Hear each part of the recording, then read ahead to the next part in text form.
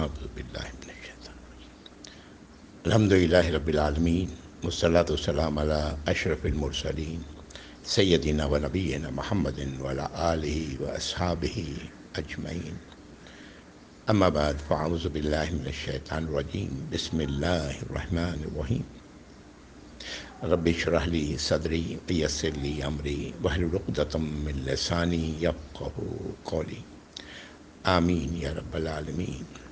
السلام علیکم ورحمۃ اللہ وبرکاتہ۔ میں بار بار عرض کرتا ہوں، پھر عرض کر رہا ہوں، میں دین اسلام کا ایک اتنا سا طالب علم ہوں، اور طالب علم ہونے کی حیثیت سے میں یہ حق رکھتا ہوں کہ میں سوال پوچھوں۔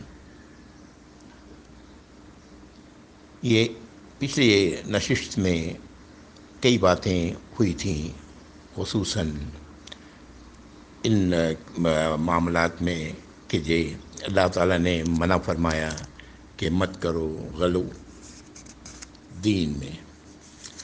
یہ سب آیات ہم لوگوں نے پڑھی پچھلی بار، آیت نمبر 171 جس میں غلو کا ذکر ہے، پھر آیت نمبر 172 173۔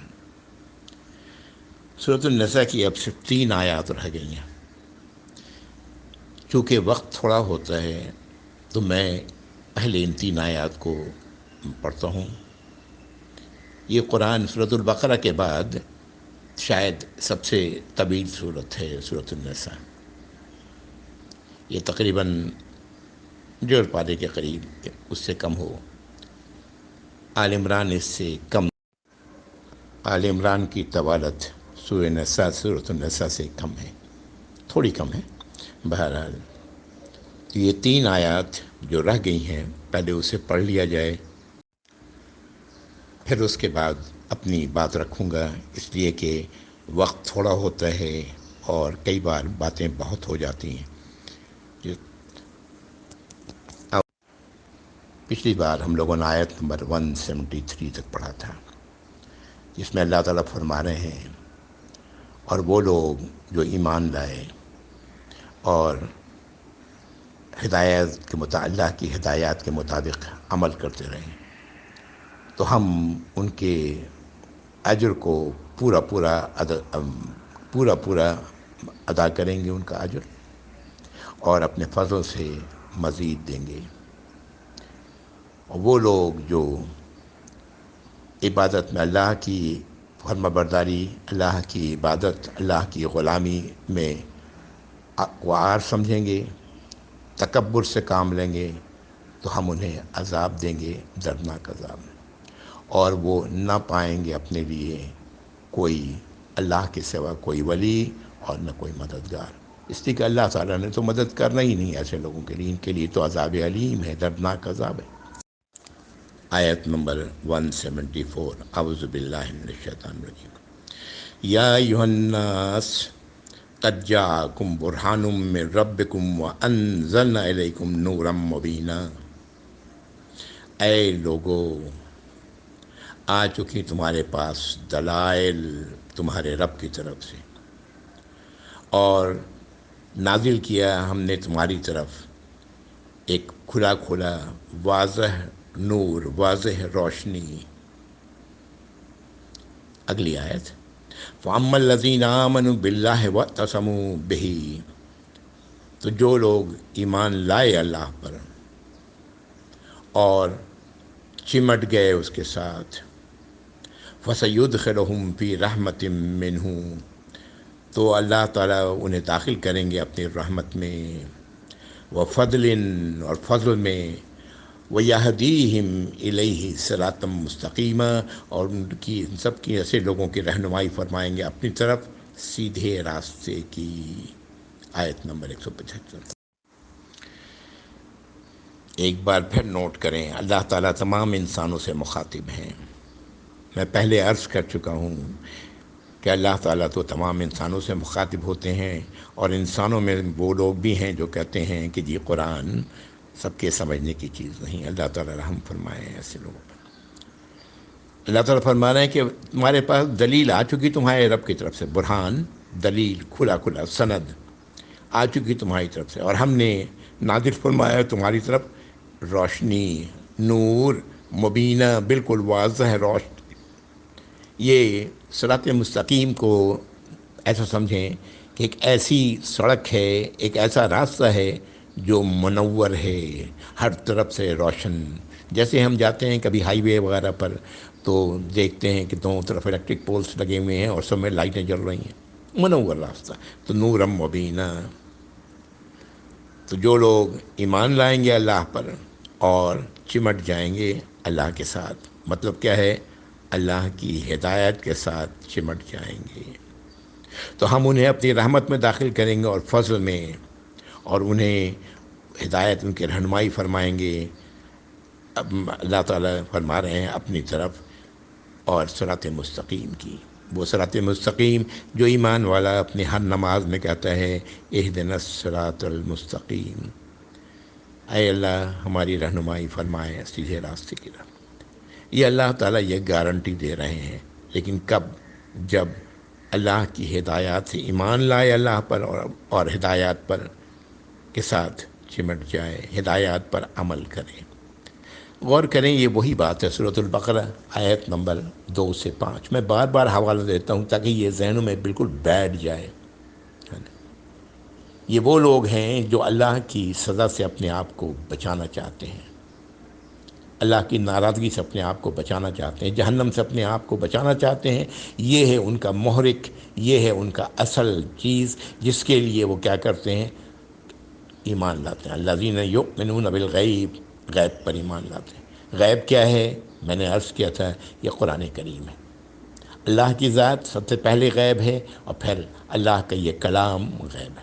میں کئی بار یہ بات عرض کر چکا ہوں، پچھلی نشستوں میں پھر سے سن لیں۔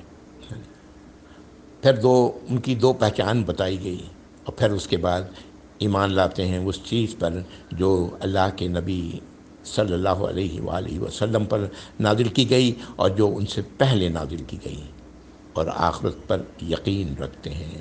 یعنی وہاں آخرت میں دو ہی ٹھکانے ہیں، جنت جو اللہ کی رحمت اور نعمت ہے اور مغفرت ہے، یا اللہ کی سزا ہے جہنم۔ اللہ تعالیٰ ہم سب کو محفوظ رکھیں، تمام مسلمانوں کو محفوظ رکھیں، پوری نوع انسانی کو اللہ تعالیٰ بچا لیں جہنم سے، وہ بہت ہی بری جگہ ہے۔ اگلی اور آخری آیت، آیت نمبر 176۔ اس کو پڑھنے سے پہلے میں آپ کو تھوڑا سا بیک گراؤنڈ بتا دوں تو ذرا میرے خیال میں زیادہ بہتر ہوگا۔ یہ آیت کلالہ سے متعلق ہے۔ کلالہ کا ذکر سب سے پہلے آیت نمبر 13 میں سورۃ النساء میں ہو چکا کہ کلالہ کا اگر معاملہ ہو تو ایسی حالت میں وہ جو شخص جو کلالہ تھا وہ فوت کر گیا تو اس کے ترکے کی تقسیم کیسے ہوگی؟ کلالہ اس شخص کو کہتے ہیں، یا اس مرد ہو یا عورت جس کے والدین میں سے کوئی نہ ہو اور جس کی اولاد میں سے کوئی نہ ہو، نہ اوپر ہو نہ نیچے ہو، تو ایسے شخص کو کلالہ کہا جاتا ہے۔ اکلیل سے یہ لفظ نکلا ہے۔ بہرحال تو یہ لوگوں کو ظاہر ہے ابہام ہوا ہوگا اس پر، تو لوگوں نے نبی کریم صلی اللہ علیہ وسلم سے سوال کیا ہے اس کے بارے میں۔ تو نبی کریم صلی اللہ علیہ وسلم کے جواب دینے کے بجائے اللہ تعالیٰ ان کو فتویٰ دے رہے ہیں۔ جو فتویٰ مانگا جا رہا ہے نبی کریم صلی اللہ علیہ وسلم سے، اللہ تعالیٰ انہیں فتویٰ دے رہے ہیں، اور یہ بات عقل کو بھی لگتی ہے، اس لیے کہ آیت نمبر 13 میں سورۃ النساء میں اللہ تعالیٰ نے وراثت کی تقسیم کا حکم نازل فرمایا ہے، اس کی ہدایات دی ہیں، اور طویل آیت ہے، اور اس کو فریضہ کہا ہے، یہ فرض ہے، اور یہ بھی کہا ہے کہ یہ اللہ کے حدود ہیں، جو اسے پامال کرے گا سوچ لے کس انجام کو وہ پہنچے گا، اور جو اس پامال نہیں کرے گا اس کے لیے کیا خوبصورت انجام ہے۔ بہرحال اب آئیے اس آیت کو دیکھتے ہیں۔ اعوذ باللہ من الشیطان الرجیم۔ یستفتونک، یہ آپ سے فتویٰ مانگ رہے ہیں۔ قل اللہ یفتیکم فی الکلالہ، آپ ان سے کہہ دیں کہ اللہ فتویٰ دے رہے ہیں کلالہ کے بارے میں۔ ان امرؤ ہلک لیس لہ ولد ولہ اخت فلہا نصف ما ترک، کوئی مرد موت آ گئی اس کی اور اس کی کوئی اولاد نہیں، اس کی ایک بہن ہے، تو اس بہن کو ترکے میں سے آدھا حصہ ملے گا، جو وہ چھوڑ کے جائے گا اس وراثت کی تقسیم اس بہن کو آدھا ملے گی۔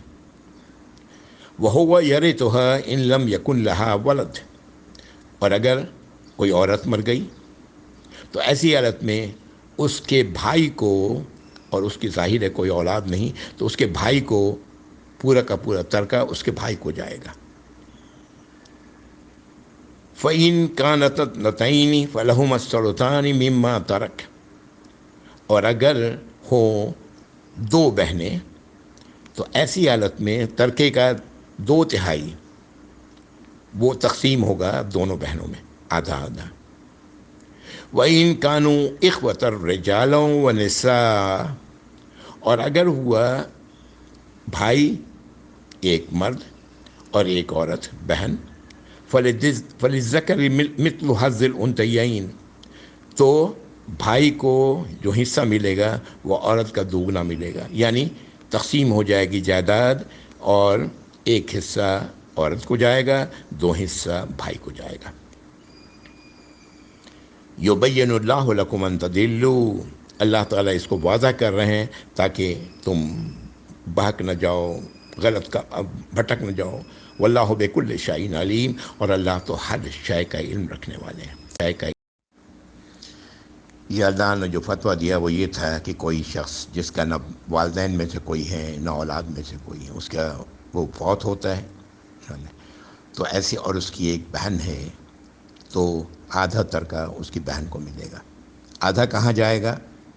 چھوڑ دیں اس سوال کا، اس کا جواب یہ سوال نہ کریں، اس لیے کہ ابھی میں عرض کروں گا۔ اور اگر وہ عورت تھی تو یہ ترکہ اس کے بھائی کو جائے گا، پورا پورا ترکہ اس کے بھائی کو ملے گا۔ اور اگر ایک بھائی اور ایک بہن ہے تو ایسی حالت میں اگر 2 بہنیں ہیں تو ایسی حالت میں ترکے کا 2/3 دونوں بہنوں میں تقسیم ہو جائے گا۔ اور اگر ایک بھائی اور ایک بہن ہے تو ایسی حالت میں بہن کو ایک حصہ اور 2 حصہ جائے گا بھائی کو، یعنی ترکے کی تقسیم 3 حصے میں کر دی جائے گی، اور ایک حصہ بہن کو جائے گا اور 2 حصہ بھائی کو جائے گا۔ یہ وہ ہے کلالہ کا یہ تقسیم کا حکم۔ یہاں پر یہ بات کرتا چلوں میں، اللہ تعالیٰ نے آیت نمبر 13 میں تقسیم بتایا ہے، وراثت کی تقسیم۔ یہ آسان کام نہیں ہے۔ یہ اہل علم کہتے ہیں کہ یہ ترکے کا علم یہ آدھا علم ہے قرآن کا، یا کچھ ایسے ہی آدھا یا 1/3، جس طرح کے الفاظ ہیں مجھے ٹھیک سے یاد نہیں ہے۔ یہ مشکل کام ہے، اس لیے معلوم تو ہو گیا ان آیات کے بارے میں، لیکن اگر جب بھی کوئی ایسا مسئلہ ہو تو کسی مفتی سے فتویٰ لیں، خود فتویٰ نہ دیں۔ یہ ضرور ہے کہ کچھ معاملات آسان ہیں، مثال کے طور پر ایک شخص مر جاتا ہے، اس کی بیوی بھی نہیں ہے مثال کے طور پر، اور 2 بچے ہیں، آسان ہے۔ ایک بیٹا ہے ایک بیٹی ہے، آسان ہے، اور والدین بھی نہیں، آسان ہے یہ۔ لیکن اس طرح کی جب بھی صورتحال ہو تو ہمیشہ ہمیں چاہیے کہ اہل علم سے فتویٰ لیں کہ کس طرح جائیداد کی تقسیم ہوگی۔ یہاں پر بھی دیکھیں، جو آدھا بہن کو جائے گا تو باقی آدھا کہاں جائے گا؟ یہ وہ اس قسم کی پنہا جو چیزیں ہیں وہ اہل علم ہی اس کی وضاحت کر سکتے ہیں۔ جزاک اللہ خیر۔ الحمدللہ سورۃ النساء مکمل ہوئی۔ انشاءاللہ اگلی نشست میں ہم لوگ سورۃ المائدہ پڑھیں گے انشاءاللہ تعالی۔ یہ وقت تھوڑا سا میں اپنی بات، اپنے سوالات جو بحث طالب علم حق پہنچتا ہے مجھے، لیکن یہ بات کرنے سے پہلے ایک اور حدیث میں آپ کو سنا دوں۔ نبی کریم صلی اللہ علیہ وسلم نے فرمایا، جس نے اللہ کے ایک اور لا شریک ہونے اور محمد کے غلام اور رسول ہونے کی، اور عیسیٰ علیہ السلام کے عبد یعنی غلام اور رسول ہونے کی گواہی دی، اور یہ تسلیم کیا کہ آپ اللہ کے کلمے سے تھے جو حضرت مریم کی طرف ڈالا گیا، اور اللہ کی پھونکی ہوئی روح تھے جس نے جنت دوزخ کو برحق مانا، یعنی سچی بات ہے، یہ جنت اور دوزخ ہی ہے آخرت میں، وہ خواہ کیسے ہی اعمال پر ہو، اللہ پر حق ہے کہ اسے جنت میں لے جائے۔ اور ایک روایت میں اتنی زیادتی بھی ہے کہ جنت کے 8 دروازوں میں سے جس سے چاہے داخل ہو جائے۔ مجھے اس حدیث کی زیادہ وضاحت کرنے کی ضرورت نہیں ہے، آیات 2 سے 5 سورۃ البقرہ کی روشنی میں آپ دیکھیں کہ کیا بات کہی ہوئی، آپ کو اچھی طرح سمجھ آ جائے گی بات۔ ایسے لوگ الحمدللہ ان کے اعمال اللہ کی فرما برداری، اللہ کی اطاعت میں ہی ہوتے ہیں۔ ایسے لوگوں کے اعمال کون ہے جو جنت اور دوزخ کا یقین رکھتا ہو اور وہ پھر دوزخ کا راستہ اپنائے؟ ناممکن، ناممکن، ناممکن۔ سورۃ البقرہ میں ہم کہتے ہیں مالک یوم الدین، کون، کس کو؟ اللہ ہے نا۔ اللہ تعالیٰ قرآن میں فرماتے ہیں من الملک اليوم، آخرت میں آج بادشاہی کس کی ہے؟ تو کہا جاتا ہے اللہ کی جو واحد اور قہار ہے۔ فرشتے کہیں گے، سبھی کہیں گے، پوری کائنات میں جو بھی ہے کہنے والا وہ کہے گا۔ اب سوال یہ ہے کہ ہم کس طرح اللہ کے نبی صلی اللہ علیہ وآلہ وسلم کو سرکار دو عالم کہہ دیتے ہیں یا کہتے ہیں؟ مجھے تو بات سمجھ میں نہیں آتی۔ بعض مساجد میں آپ دیکھیں گے کہ ایک طرف لکھا ہوتا ہے یا اللہ اور ایک طرف لکھا ہوتا ہے یا رسول صلی اللہ علیہ وسلم۔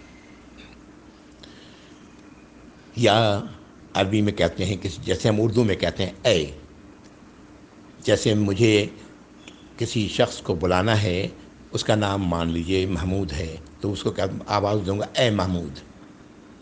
یہ زندوں کو اس طرح آواز دی جاتی ہے یا عربی میں۔ یا اللہ، اللہ تو ہمیشہ سے زندہ ہیں، ہمیشہ زندہ رہیں گے، بالکل درست ہے۔ لیکن یا محمد، یہ کیسے؟ کیا آپ انتقال نہیں فرما گئے؟ کیا پھر ہم کیسے کہتے ہیں؟ میرا ذاتی تجربہ ہے ایک بار کہ ایک مسجد میں، ایسی ایک مسجد میں بات کرتے ہوئے اپنے ساتھ بیٹھے ہوئے، نماز کا انتظار تھا، یا محمد پر میں نے بات کی تو وہ صاحب کہنے لگے کہ محمد بھی حاضر ناظر ہیں صلی اللہ علیہ وسلم۔ تو میں نے کہا اور اللہ؟ جب یہ میں نے سوال کیا تو کہنے لگے آپ کو بات سمجھ نہیں آئے گی، تو خاموش ہو گئے۔ ان کے پاس جواب کوئی نہیں تھا۔ ایسے لوگوں کو یہی کچھ کہا جاتا ہے کہ جب اس طرح کی کوئی بات کرے تو خاموش ہو جاؤ۔ یہ غلو ہی ہے جو ہمارے اندر بھی داخل ہوا۔ میں نے پہلے ہی کہا آج اہل کتاب ہم بھی ہیں، اور اس غلو کے نتیجے میں جہاں بہت ساری دوسری چیز آئیں، بدعات بھی داخل ہوئیں۔ یہ اللہ کے زیادہ سے زیادہ قریب ہونے کے لیے وہ لوگ جو اللہ کی سزا سے اپنے آپ کو بچانے والے ہیں، انہوں نے، شیطان نے ان کو جو بھی کیا ان کے ساتھ، اور نتیجے میں وہ ایسی نئی نئی چیزیں انہوں نے ایجاد کی یا کرنے کی کوشش کی کہ جس کے ذریعے وہ اللہ کے سے زیادہ قریب ہو سکیں۔ بدعت کہتے ہیں، ایکچولی اس کا ڈیفینیشن جان لیں، ہر وہ چیز جو نبی کریم صلی اللہ علیہ وسلم کی تعلیمات میں نہیں ہے اور نہ صحابہ نے کے درمیان، اس دور میں صحابہ کے دور میں وہ چیز تھی، جو اللہ کی قربت کے لیے، اللہ کے ہاں قبولیت کے لیے کی جائے، ایسی تمام چیزیں بدعت ہیں۔ اور نبی کریم صلی اللہ علیہ وسلم نے ہر جمعے کو یہ بات کہی جاتی ہے، عربی میں کہی جاتی ہے کہ تمام کے تمام بدعت گمراہی ہے، اور بدعت اور گمراہی کا ٹھکانہ جہنم ہے۔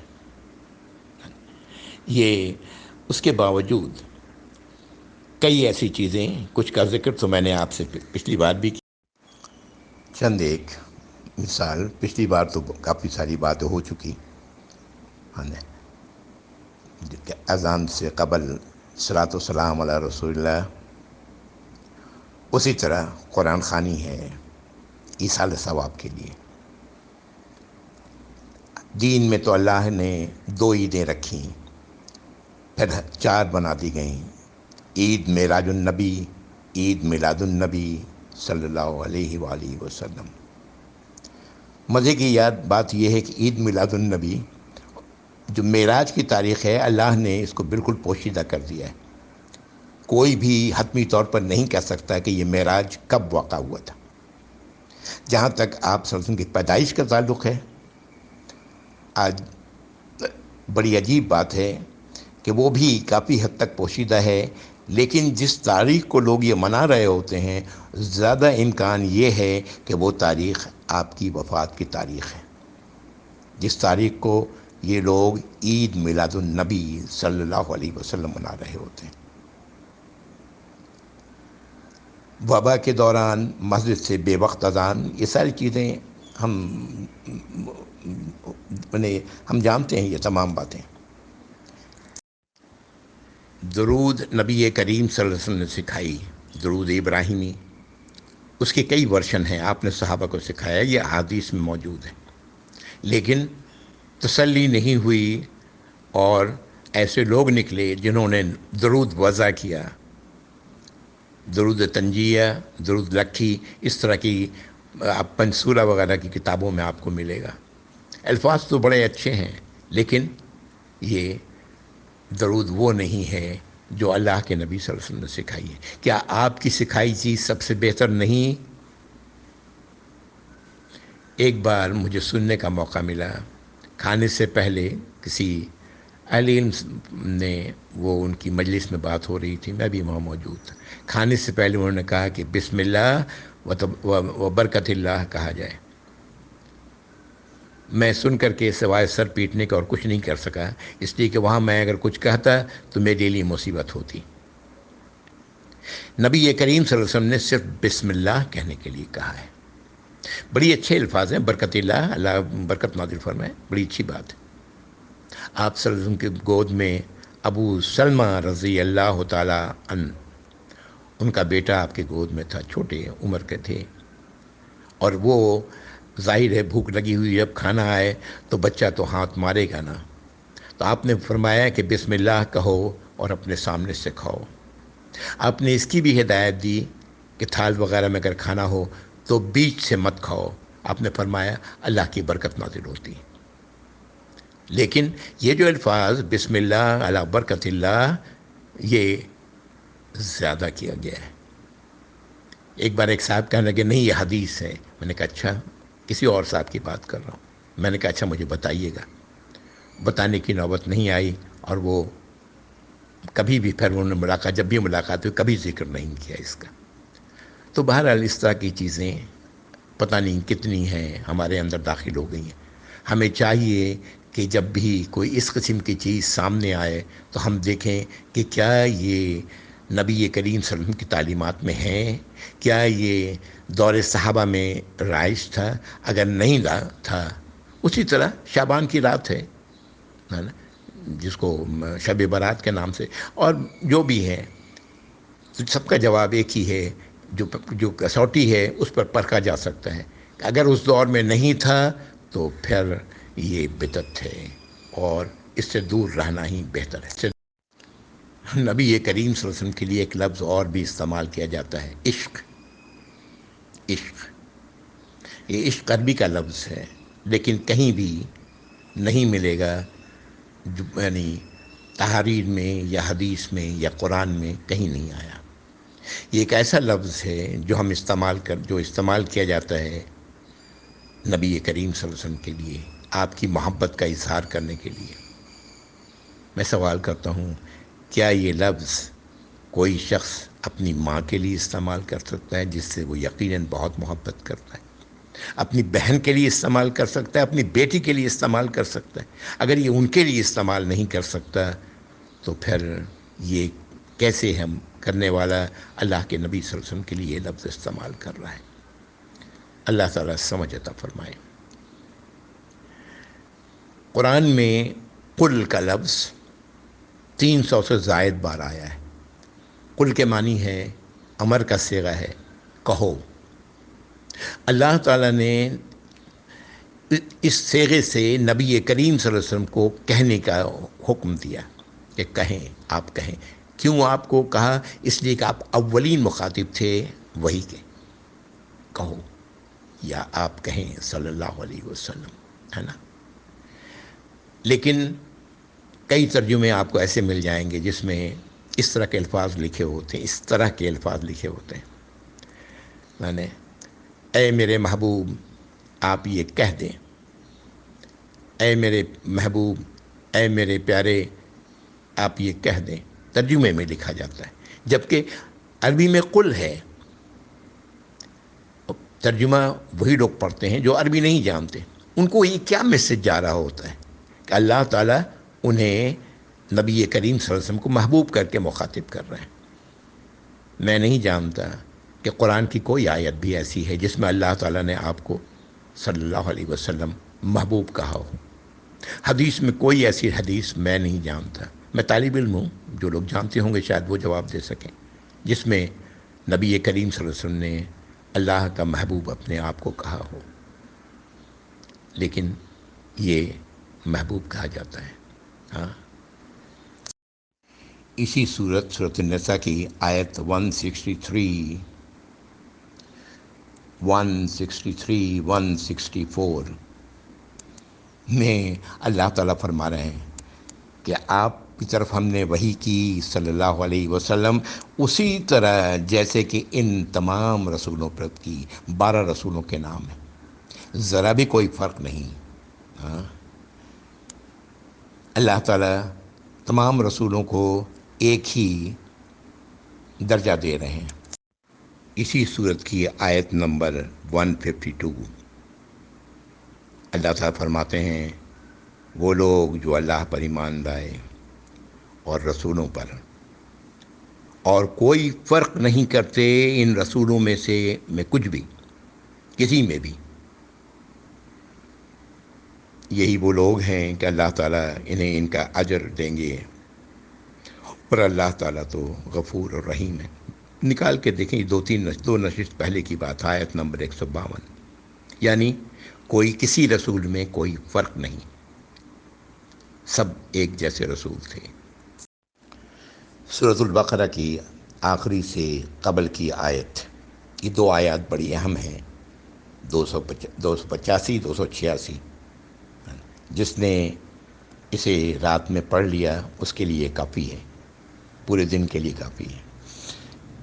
جو پہلی آیت ہے 285، وہ اس میں کیا کہا جا رہا ہے، میں ایک بار پھر پڑھتا ہوں اس آیت کو۔ اعوذ باللہ آمن الرسول بما انزل الیہ من ربہ والمؤمنون، ایمان لائے رسول، کون رسول؟ صلی اللہ علیہ وسلم، محمد بن عبداللہ صلی اللہ علیہ وسلم، اس چیز پر جو ان کی طرف نازل کیا گیا ان کے رب کی طرف سے، اور تمام کے تمام ایمان والے، یعنی ایمان والے تو جو انہوں نے ایمان لایا انہوں نے تو کیا ہی کیا، لیکن خود نبی کریم صلی اللہ علیہ وسلم نے وہ ایمان لائے اس چیز پر۔ آگے، کل آمن باللہ وملائکتہ وکتبہ ورسلہ، ان سب نے ایمان لایا اللہ پر، فرشتوں پر، کتابوں پر اور رسولوں پر۔ لا نفرق بین احد من رسلہ، نہیں یہ لوگ فرق کرتے ہیں کسی بھی رسول میں، کسی بھی رسول میں۔ وقالوا سمعنا واطعنا، اور کہا ان لوگوں نے کہ ہم نے سنا اور اطاعت کی۔ غفرانک ربنا، اے رب آپ بخشنے والے ہیں، وإلیک المصیر، اور ہم نے آپ ہی کی طرف لوٹنا ہے۔ ایک موقع پر یونس بن متی، یونس علیہ السلام، جن کا واقعہ اب ہم سب جانتے ہیں کہ مچھلی کے پیٹ میں چلے گئے تھے، اور انہی کے حوالے سے وہ آیت کریمہ پڑھی جاتی ہے ہمارے یہاں۔ وہ آیت تو پوری ہے ہی نہیں لیکن آیت کہلاتی ہے، اور یہ بھی بدعت کی شکل اس نے اختیار کی ہے. لوگ بیٹھ کر کے ہزاروں بار لاکھوں بار پڑھتے ہیں. تمام اس کا علاج ہے. یہ نبی کریم صلی اللہ علیہ وسلم نے صرف یہ کہا کہ وہ جو یونس علیہ السلام نے مچھلی کے پیٹ میں کہا تھا، اگر وہ الفاظ 3 بار کہنے کے بعد اللہ سے دعا کی جائے تو اللہ تعالیٰ دعا قبول فرماتے ہیں. لا الہ الا انت سبحانک انی کنت من الظالمین. آپ نے یہ آواز صدا لگائی تھی اور اس بات کا اقرار کیا تھا کہ ان سے ہی غلطی ہوئی، جس کے نتیجے میں وہ مچھلی کے پیٹ میں چلے گئے. یہ در حقیقت توبہ ہے ان کی، اللہ کی طرف پلٹنا ہے. لیکن ہم لوگ بیٹھ کر کے اور اس کے بعد سینکڑوں بار پڑھتے ہیں اس کو، اور پھر وہی کچھ کر رہے ہوتے ہیں جو کل کر رہے ہوتے ہیں. یہ بدعت کی یہ شکل کتنی عام ہو گئی ہے. آج بھی اس وبا کے سلسلے میں ہمارے یہاں ایسے لوگ ہیں جو یہ کہتے ہیں. کیوں کہتے ہیں میں نہیں جانتا، اور 100 بار اس کو پڑھیں. اللہ بہتر جانتا ہے اور وہی جواب دے سکتے ہیں اس کا. میرے پاس تو میں تو ادنیٰ سا طالب علم ہوں. وہ حدیث جس میں آپ صلی اللہ علیہ وسلم فرماتے ہیں کہ مجھے یونس بن متی پر افضلیت مت دو، تمام کے تمام انبیاء اور رسول ایسے ہی ہیں جیسے کہ ایک باپ کے سب اولاد ہو، کوئی فرق نہیں، سب ایک جیسے ہیں. یہ الفاظ اللہ کے نبی صلی اللہ علیہ وسلم نے ایک حدیث کے الفاظ ہیں، اور یہ میرے اپنے الفاظ ہیں جو میں نے حدیث کا مفہوم میں نے آپ کو سنا دیا. کیا آج کوئی ایسا شخص ہے روئے زمین پر جو یہ دعویٰ کر سکے کہ وہ صحابہ کرام رضی اللہ تعالی عنہم سے زیادہ نبی کریم صلی اللہ علیہ وآلہ وسلم سے محبت کرتا ہے؟ کوئی نہیں کر سکتا. لیکن جو القاب، جن القاب کے ساتھ انہوں نے محمد رسول اللہ صلی اللہ علیہ وسلم کو مخاطب کیا، وہ القاب آج ان کا ہو گئے، اور ہم نئے نئے القاب کے ساتھ آپ کا ذکر کرتے ہیں. اللہ تعالی ہم سب پر رحم فرمائے. ایک اور ذکر کرتا ہی چلوں چونکہ موقع ہے، بات کر رہا ہوں. یہ ہمارے یہاں، اور یہ ہمارے یہاں نہیں ہے، ہر مسلک میں یہ بیماری ہے کہ جی آپ مقلد ہیں، آپ کا کام تقلید کرنا ہے، اور بس آپ نے یہ سوال نہیں کرنا کہ فلاں بزرگ نے یہ بات کیوں کہی اور کیسے کہی، اس لیے کہ وہ مجتہد تھے.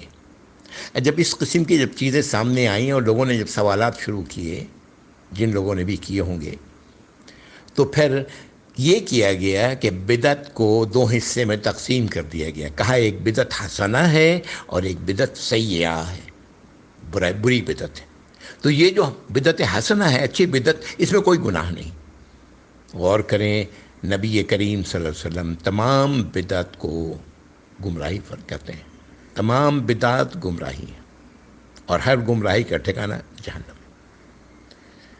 اب ان سوالات کا جواب، سب میرے یہ سوالات ہیں بحیثیت طالب علم جو میں نے آپ کے سامنے رکھے ہیں. میں اپنی بات ختم کرتا ہوں، اس لیے کہ میں نہیں جانتا کتنا وقت ہو گیا ہے. اللہ سے دعا ہے کہ وقت زیادہ نہ ہوا ہو. اللہ تعالیٰ جو کچھ ہم لوگوں نے پڑھا ہے، جو کچھ ہم لوگوں نے سمجھا ہے، اس پر عمل کی توفیق عطا فرمائے. ہمیں بھی ان لوگوں میں شامل فرمائیں جو آیت 2 سے 5 سورۃ البقرہ والے ہیں، اور ہمیں شیطان کے شر سے بچنے والا بنا دیں. شیطان کے شر سے بچ ہم خود نہیں سکتے، اللہ کی پناہ ہمیں بچاتی ہے. تو جب بھی شیطانی وسوسے آئیں تو ہم فوراً اللہ کی پناہ میں جائیں. اعوذ باللہ من الشیطان الرجیم، یا اللہ میں آپ کی پناہ میں آ گیا ہوں شیطان مردود سے. اور اللہ تعالیٰ لازماً بچاتے ہیں. سبحان اللہ، اللہ کی ذات غفور اور رحیم ہے. وآخر دعوانا الحمدللہ رب العالمین، وصلی اللہ علی محمد وعلی آلہ واصحابہ وازواجہ وذریاتہ اجمعین. جزاکم اللہ خیر، والسلام علیکم ورحمۃ اللہ وبرکاتہ.